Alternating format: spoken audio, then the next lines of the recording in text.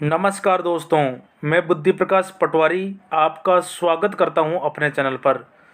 दोस्तों, जो भी पिछले टीआरए जेआरए के एग्ज़ाम हुए हैं, इनमें आरएसआर जीएफएनडीआर और भी सब्जेक्ट है, इनका किस प्रकार का ट्रेंड रहा है, किस किस प्रकार के प्रश्न यहां से पूछे गए हैं, इन सब के मैं अलग अलग वीडियो बनाने जा रहा हूं। तो इसको देखने के बाद में आपको यह समझ में आ जाएगा कि हमको इस प्रकार से इनकी तैयारी करनी है। जो भी आपको तैयारी करनी है प्रीवियस पेपर्स के हिसाब से करनी है, किस प्रकार के प्रश्न पूछे जाते हैं, किस टाइप से पूछे जाते हैं, वो सारी की सारी चीज़ें मैं आपको बताने वाला हूँ। तो जो भी नए आए हैं चैनल पर, नए दोस्त आए हैं, वह चैनल को सब्सक्राइब कर लें। और जो अपना डिस्क्रिप्शन बॉक्स है, इसके लिंक में टेलीग्राम चैनल का लिंक दे रखा है, वहाँ पर जाकर आप लोग चैनल को सब्सक्राइब कर लें। टेलीग्राम पर जाकर वहाँ पर मैंने सारा का सारा कंटेंट डाल रखा है, और जो भी आने वाली न्यूज़ है सारी की सारी मैं डाल देता हूँ। तो चलिए, यह आपको मैं बता दूं, 2011 में जो जूनियर अकाउंटेंट का पेपर हुआ था वह पेपर है। उसमें किस प्रकार से ये पेपर देखो टफ था दोस्तों, और इसमें किस प्रकार से आरएसआर के प्रश्न पूछे गए हैं, हम इनको कर लेते हैं। ठीक है दोस्तों, देखो यार किस किस प्रकार के प्रश्न पूछे गए हैं। क्वेश्चन नंबर 101 जो पूछा गया है, अपन इसकी बात करते हैं। चयनित प्रत्याशी का सीधी भर्ती से स्पष्ट रिक्ति के विरुद्ध परिवीक्षाधीन परीक्षणार्थी के रूप में नियुक्ति का राजस्थान सेवा नियम में निम्न दिनांक से प्रावधान किया गया है। यार इसका मतलब सीधा यह है कि प्रोबेशन कब से स्टार्ट हुआ, परिवीक्षाधीन प्रशिक्षणार्थी के रूप में नियुक्ति कब से दी जाने लगी। ठीक है, तो बता सकते हैं क्या आप लोग, भाई परिवीक्षाधीन प्रशिक्षणार्थी के रूप में जब से नियुक्ति मिलने लगी है उसको आप लोग मुझे बताइए। तो 20 जनवरी 2006 इसका राइट आंसर हो जाएगा। 20 जनवरी 2006 से आपका प्रोबेशन स्टार्ट हुआ था। ठीक है, तो आपसे एग्जैक्ट डेट भी यहाँ पर पूछी गई थी। तो जो भी आपको रूल याद करना है, उसके लागू होने की जो डेट है, तारीख है, उसको भी आपको याद करना है। चलिए अगला प्रश्न लेते हैं, क्वेश्चन नंबर 102। और 102 में आप लोग देख सकते हैं क्या दे रखा है। किसी नियुक्ति संबंधी नियम में किसी सेवा पद विशेष पर नियुक्ति हेतु अन्यथा प्रावधान नहीं हो। महिलाओं के लिए राजकीय सेवा में प्रवेश हेतु अधिकतम आयु एवं उसका प्रावधान निम्नानुसार किया गया है। भाई देखो, आपको पता है कि महिलाओं हेतु जो न्यूनतम आयु, वह तो आपको पता है भाई कितनी है, 42 वर्ष है। बताओ कितनी है, 42 वर्ष है। लेकिन यह प्रावधान कब जोड़ा गया है 42 वर्ष का, ये मुझे आप लोग बताइए। तो भाई 42 वर्ष का दिनांक आपका 24 मई 2004 से जोड़ा गया है। 42 वर्ष महिलाओं की न्यूनतम आयु होती है राजस्थान में किसी भी सेवा में प्रवेश हेतु। अधिकतम आयु कितनी होती है भाई, 42 वर्ष होती है। और यह प्रावधान कब जोड़ा गया, 24 मई 2004 से। आइए अगला प्रश्न देखते हैं क्या दे रखा है।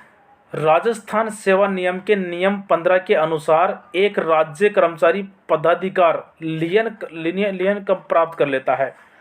भाई नियम 15 आपका जो आरएसआर का नियम 15 किससे संबंधित है, पदाधिकार से।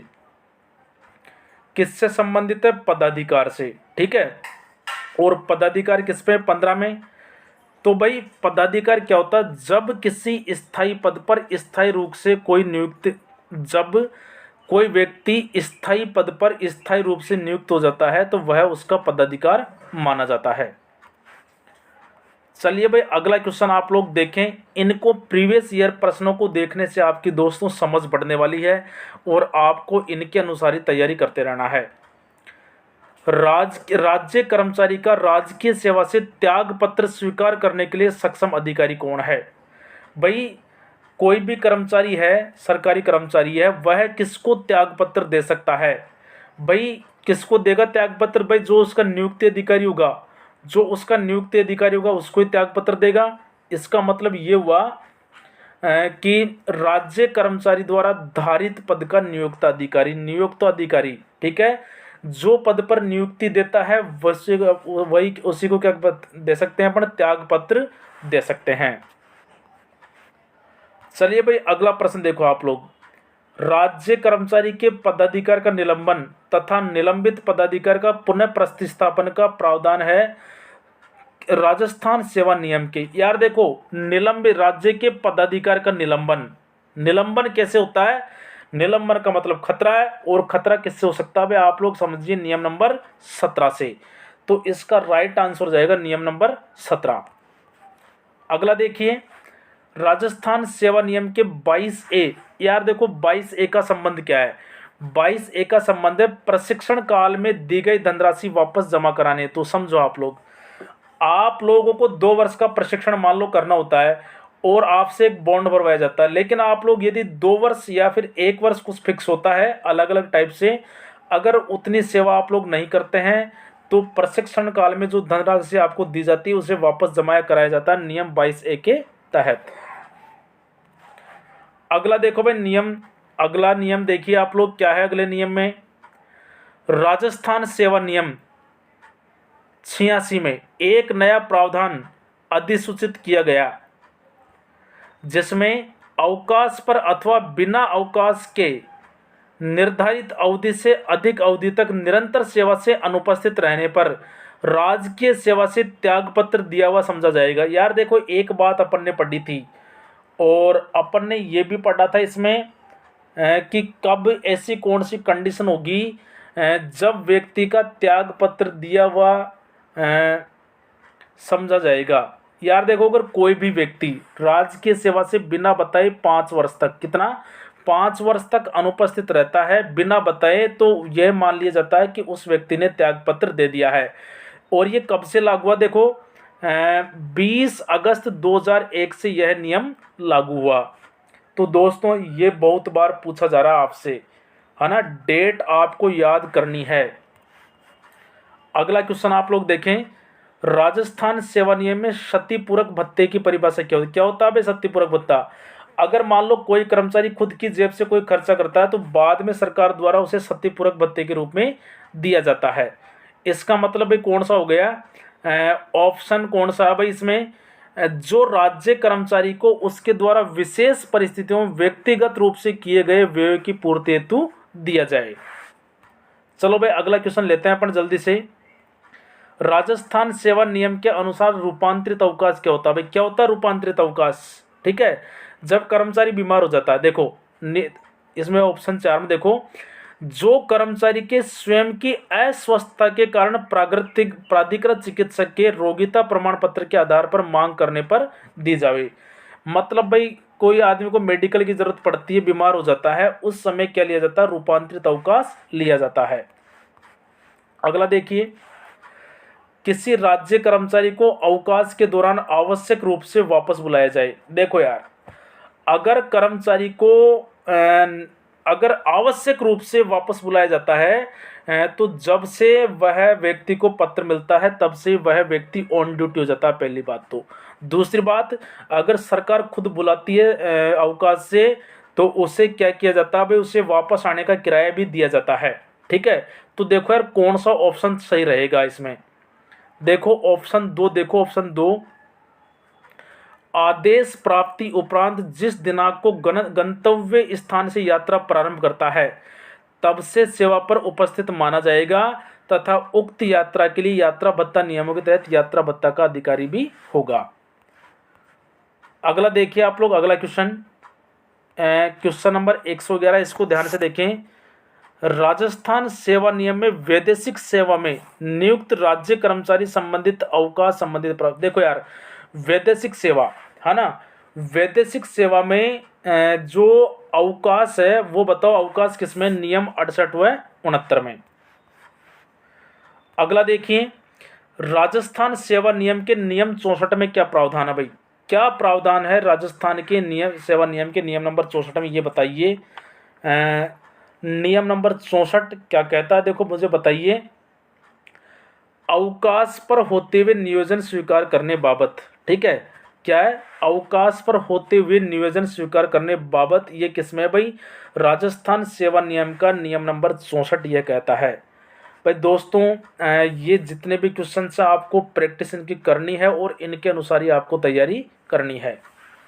देखो यार क्या है, अराजपत्रित अधिकारियों का, कर्मचारियों का अवकाश लेखों के संधारण का कार्य बाबत प्रावधान है।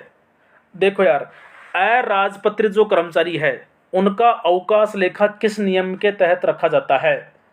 अराजपत्रित कर्मचारियों का भाई नियम 87 ख सेकंड में रखा जाता है। अराजपत्रित कर्मचारियों का लेखा रखा जाता है नियम 87 ख में, और ये सेकंड भी है इसमें साथ में उपनियम। देखो यार, फिर से डेट पूछ लिया आप लोग, समझो ये डेट जब तक आपको याद नहीं होगी तब तक कुछ भी नहीं होने वाला है। देखो क्या है इसमें, राजस्थान सेवा नियम के अनुसार अब एक राज्य कर्मचारी अधिक संख्या में उपार्जित अवकाश एकत्र कर सकता है जो अधिसूचित दिनांक से प्रभावी हुआ है। उपार्जित अवकाश एकत्र करने की सही संख्या तथा संबंधित प्रावधान प्रभावी होने की दिनांक कौन सी? अब देखो यार, एक कर्मचारी जो अपना सेवा काल होता है उसमें 300 कितने 300 उपार्जित अवकाश संग्रहित कर सकता है, ये तो आप सबको पता है। ठीक है, अब यार इन दोनों का चक्कर पड़ता है इस प्रकार से भी। देखो आप लोग क्या है इसमें डेट, तो कब लागू हुआ भाई ये 300 दिन का उपार्जित अवकाश ले सकता है, तो 1 जनवरी 1998 से यह अधिनियम लागू हुआ। अगला देखिए, राजकीय महिला कर्मचारी को देय प्रसूति अवकाश के दिनों की संख्या 135 से 180 किया गया है। जैसे कि राजस्थान सेवा नियम के किस नियम में एवं उक्त प्रावधान कब से लागू हुआ? देखो यार, प्रसूति जो अवकाश मातृत्व अवकाश दिया जाता है वह 180 दिन का दिया जाता है और जीवन काल में 2 बार दिया जाता है। ठीक है, ये आप सबको पता है, लेकिन यार ये मुझे ये बताइए कि इसका नियम कौन सा है? इसका नियम भी भाई आपको पता होगा, नियम 103, लेकिन लागू कब से हुआ ये इंपॉर्टेंट है। लागू हुआ था ये 11 अक्टूबर 2008 से। ठीक है, नियम 103 है, 103 संबंधित है प्रसूति अवकाश से, 103 आपका पता है क्या मातृत्व अवकाश है, ब में क्या दत्तक अवकाश है। इस प्रकार से दोस्तों आपको याद रखने हैं। ठीक है, चलिए भाई अगला देखिए, क्वेश्चन नंबर 116 को देखिए।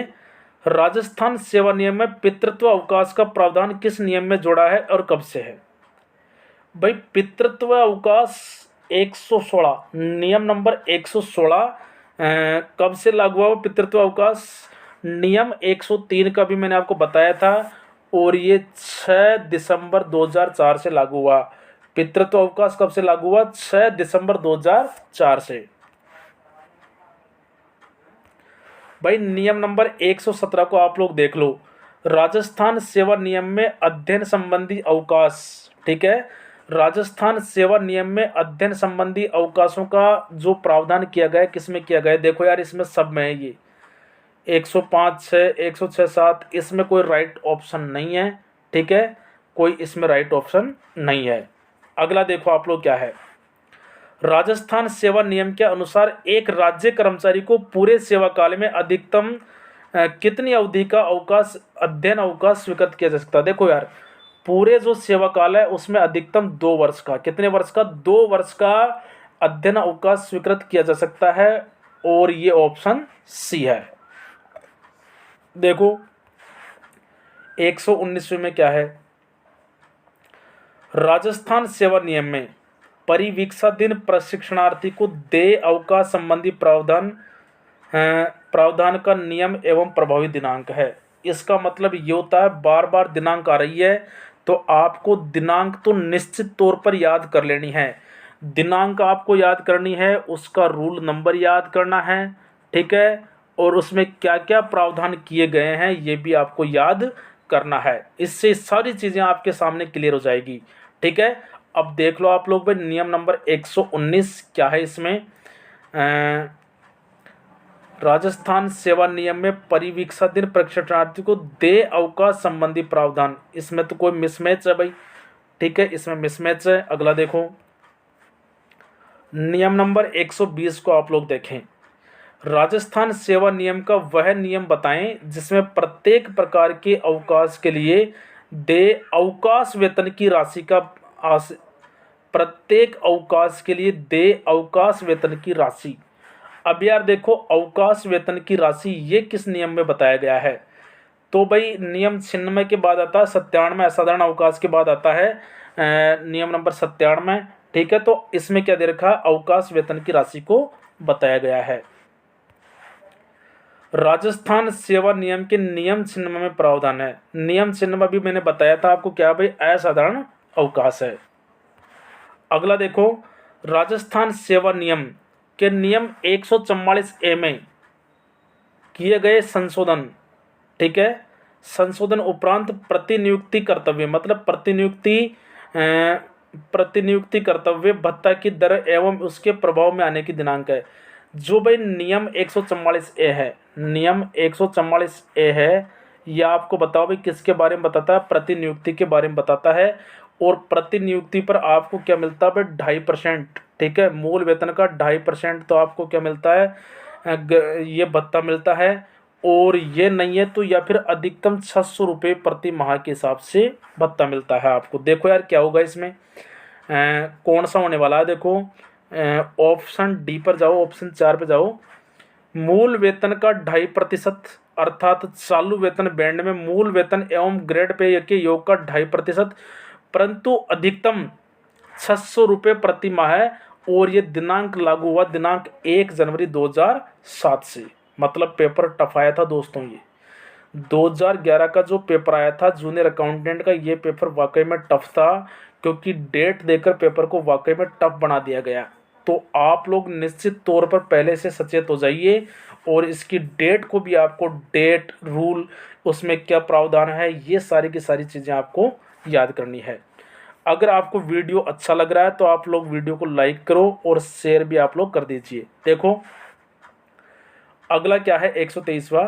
राज्य कर्मचारी के लिखित आवेदन करने पर कर्मचारी की सेवा पुस्तिका की द्वितीय प्रति निम्न राशि जमा कराने पर जारी की जा सकेगी। अगर भाई कोई कर्मचारी जो सर्विस बुक है उसकी फोटोकॉपी लेना चाहता है तो उससे 1 रुपया शुल्क लेकर उसे वह दी जा सकती है। अगला देखो, अधिसूचना दिनांक 17 मार्च 1981 द्वारा राजस्थान सिविल सेवा कार्यग्रहण काल नियम 1981 का राजस्थान सेवा नियम का भाग बताया गया। इन नियमों के प्रभावी होने की तारीख थी। भाई राजस्थान कार्यग्रहण काल, भाई कार्यग्रहण काल आपके सिलेबस में नहीं है, लेकिन इसके प्रश्न आए थे तो आपको निश्चित तौर पर इसको पढ़ना चाहिए। कार्यग्रहण काल दिनांक 1 अप्रैल 1981 से लागू हुआ था। कब लागू हुआ भाई? ये दिनांक 1 अप्रैल 1981 से कार्यग्रहण काल लागू हुआ। अगला देखो, 125वां। एक राज्य कर्मचारी का स्थानांतरण एक राज्य कर्मचारी का स्थानांतरण 600 किलोमीटर दूर अन्य मुख्यालय पर होने पर यात्रा काल अवधि को छोड़कर नियमानुसार देय कार्यग्रहण काल की अवधि होगी। भाई देखो 600 किलोमीटर कोई जा रहा है तो ये आपको कार्यग्रहण काल है, इसमें दे रखा भाई। ठीक है, तो इस नियम के अनुसार भाई कितना हो जाएगा कार्यग्रहण काल? कितना हो जाएगा? 10 दिन। ठीक है, 10 दिन का समय आपको कार्यग्रहण काल के लिए दिया जाएगा। तो दोस्तों इस प्रकार के प्रश्न आए थे, मैं आपको सारे के सारे जो प्रीवियस ईयर्स में आए हुए हैं मैं सारे के सारे आपको बता दूंगा। तो आप लोग इसी के आधार मानते हुए आप लोगों को तैयारी करनी है। चलो दोस्तों, कमेंट करके बताओ आपको वीडियो कैसा लगा। मिलते हैं अगली क्लास में।